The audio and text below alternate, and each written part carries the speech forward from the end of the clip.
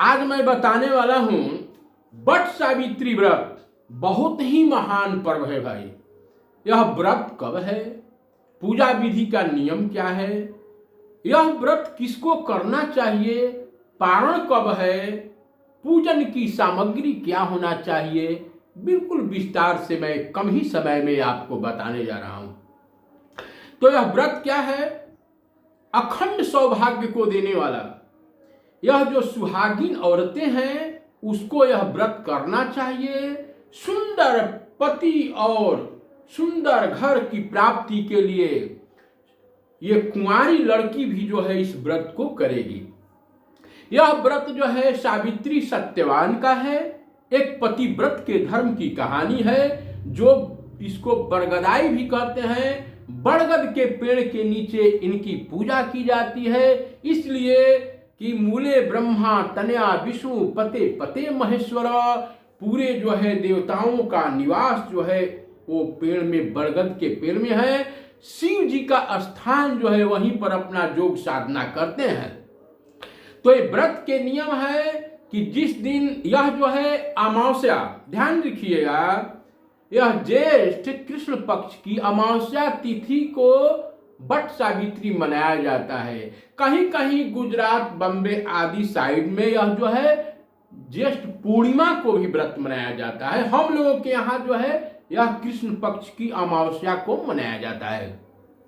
तो जिस दिन व्रत करना है माताएं ध्यान दे करके सुनिए, उस दिन जो है स्वच्छ वस्त्र पहन करके सुबह के प्रातः बेला में किसी नदी सरोवर में स्नान करके या घर में गंगा जल डाल करके पानी में खूब बढ़िया से स्नान करके 16 श्रृंगार करके, चूंकि यह अखंड सौभाग्य को प्राप्त कराने वाली है। हम जिस तरह से भगवान के निकट में जाते हैं, अब देखिए आपके घर में कपड़ा वस्त्र जो भी हो, नया वस्त्र है तो ठीक है, नहीं तो भगवान आपके वस्त्र को नहीं देखते हैं। भोले भाव मिले रघुराई, वह भाव ग्राही जनार्दन भाव के पूजा ग्रहण करते हैं भगवान। तो उस दिन जो है बहुत ही पवित्र एकाग्र चित्त होकर के जा करके बरगद के पेड़ के नीचे जा करके वहां प्रणाम करना चाहिए।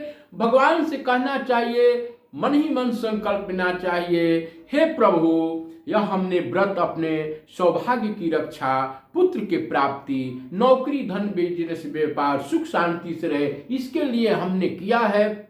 आप हमारे इस संकल्प के सहयोगी बन करके हमारे व्रत की सफलता प्रदान करें। इस तरह से करके जा करके बट के मूल, बरगद के पेड़ के नीचे पहले जो है अपना जो है माथा टेकना चाहिए, आशीर्वाद लेना चाहिए। उसके बाद में एक कलश रख करके मिट्टी का, और वहां गौरी गणेश भगवान के पूजन कर करके बरगद के पेड़ के नीचे पंचामृत स्नान करा करके, उसके बाद में वस्त्र वहां चढ़ा करके वो मूल में, बरगद के पेड़ के मूल में गौरी गणेश भगवान के पूजन करने के बाद में वहां पर जल से, पंचामृत से स्नान करा करके कुमकुम, चंदन, हल्दी, फूल, माला, वस्त्र, धूप, दीप, नैवेद्य, पान की पत्ती, उस ऋतु फल में जो ऋतु फल है उस दिन, और एक चीज मत भूलिएगा, भिंगोया हुआ चना उस दिन जो है जरूर कीजिएगा। पूजा करने के बाद में जो है उस समय परिक्रमा कीजिए, सूता से, पीला सूता हो या लाल सूता हो, उससे जो है दाहिने राउंड में इस तरह से परिक्रमा कीजिए। अपने शक्ति का ऐसा मत कीजिए कि 1008 बार कर दीजिए और दिमाग में चक्कर मार दे काम हो जाएगा सपा, वैसे नहीं काम करना है। खूब बढ़िया से भगवान को जो है परिक्रमा अपने शक्ति के अनुसार कर करके, और तब वहां से आ करके, अच्छा कभी कभी यह व्रत जो है कैसे किया जाए, तो यह व्रत नियम है निराहार करने का। अगर निराहार नहीं हो रहा है तो फलाहार कर करके और जल पी करके रहिए। ऐसा ना हो कि बिना अन्न जल के रहिए और शरीर आपका सही नहीं है और आपके घर के आदमी परेशान हो जाएं, निडिल लगा करके इंजेक्शन और पानी चढ़ाना पड़े। शरीर साधन का क्षेत्र है भैया, ऐसा काम नहीं करना है। और इसको 24 घंटा का व्रत होता है।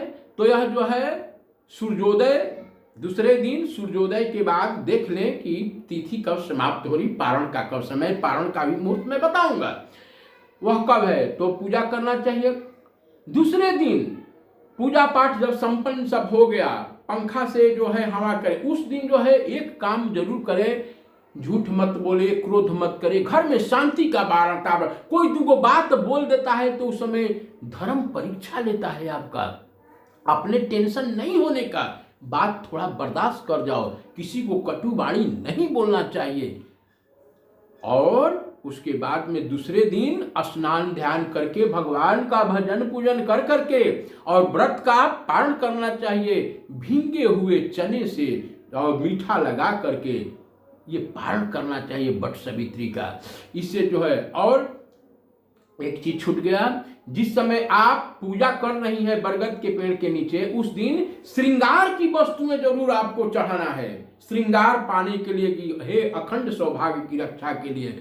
और आपको मैं बता देता हूं कि व्रत जो है यह कब है, 16 मई को, 16 मई को, जो कि प्रातः 3:51 पर, याद कीजिएगा 16 मई को 3:51 पर जो है अमावस्या तिथि प्रारंभ हो जा रहा है।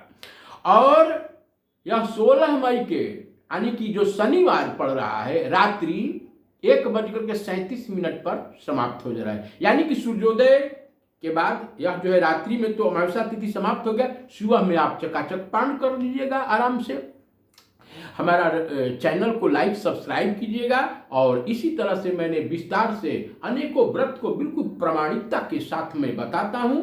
राधे राधे, श्री वृंदावन बिहारी लाल की जय।